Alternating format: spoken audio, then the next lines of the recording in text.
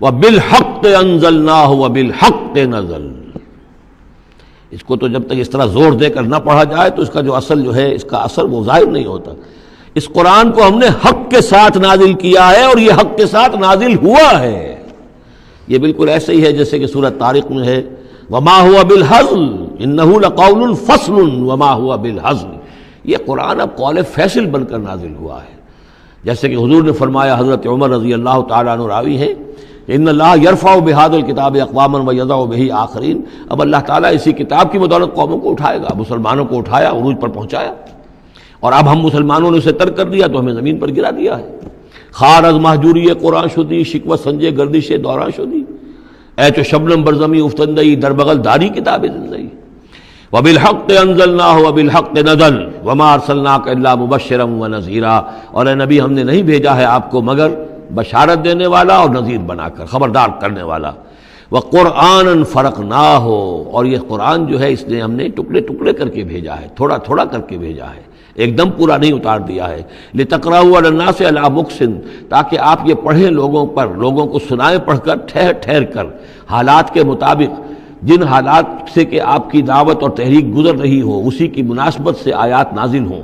سابقہ رسولوں کے حالات میں سے بھی جو واقعات کے اس دور کے ساتھ مناسبت رکھنے والے ہیں انہی کا تذکرہ کیا جائے۔ وَنَزَّلْنَاهُ تَنزِيلًا، اور ہم نے اس کو اتارا ہے تھوڑا تھوڑا کر کے۔ قُلْ آمِنُوا بِهِ أَوْ لَا تُؤْمِنُوا، اے نبی کہہ دیجئے تم اس پر ایمان لاؤ خواہ نہ لاؤ۔ ان الذین اوتوا العلم من قبلہ، یقیناً وہ لوگ جنہیں اس سے پہلے علم دیا گیا تھا، اذا یتلی علیہم، جب یہ قرآن ان کو پڑھ کر سنایا جاتا ہے، یخرون للاذقان سجدا، تو وہ اپنی ایڑیوں کے، اپنی ٹھوڑیوں کے بل سجدے میں گر پڑتے ہیں۔ ویقولون، اور کہتے ہیں سبحان ربنا، یہ یقیناً ہوں گے جب قرآن یہ کہہ رہا ہے تو یہود کے علماء میں سے اس وقت، جب تک کہ براہ راست جو کنفرنٹیشن نہیں ہوئی تھی، حضور ابھی مدینے نہیں آئے تھے، دور دور سے خبریں آ رہی تھیں، تو بعض لوگ ہوں گے کہ جو دل کے اندر ان کے یہ نیکی کے جذبات جو ہیں وقتی طور پر اٹھے ابھرے، اور انہوں نے قرآن مجید کو پہچان کر پھر یہ کہ وہ سجدے میں گرے اللہ کے سامنے۔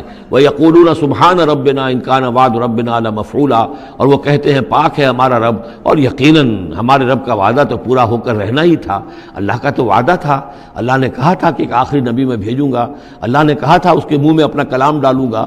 یہ کتاب استثناء جو ہے ڈیٹرانومی، اس کا باب جو ہے 18، اس کی 18 اور 19ویں آیات کے اندر ہے کہ میں ان کے بھائیوں میں سے اے موسیٰ تیرے مانند ایک نبی اٹھاؤں گا، ان کے بھائیوں میں سے، بنی اسرائیل کے بھائی بنی اسماعیل، ان میں سے تیرے مانند ایک نبی اٹھاؤں گا اور اس کے منہ میں اپنا کلام ڈالوں گا، اور وہ لوگوں سے وہی کچھ کہے گا کہ جو میں اسے بتاؤں گا۔ اب اس کی مصداق آ گیا، ان کان وعد ربنا لمفعولا، یقیناً ہمارے رب کا وعدہ تو پورا ہونا ہی تھا۔